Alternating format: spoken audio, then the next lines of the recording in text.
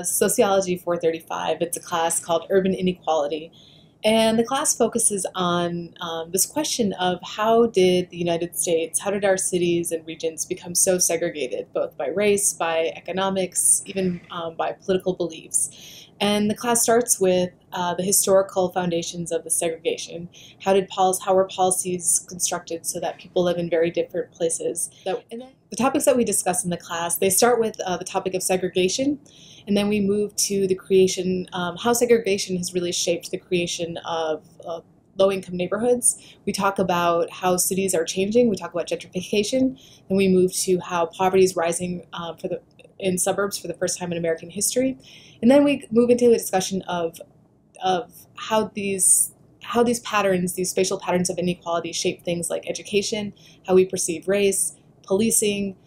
We talk about how spatial inequality matters for the accumulation of wealth and home ownership, how it matters for how people pass on their neighborhood disadvantage or advantage. And we also talk about policies that have been used to ameliorate urban inequality. So should we move people up and out of poor neighborhoods, or should we invest in poor neighborhoods as a policy approach?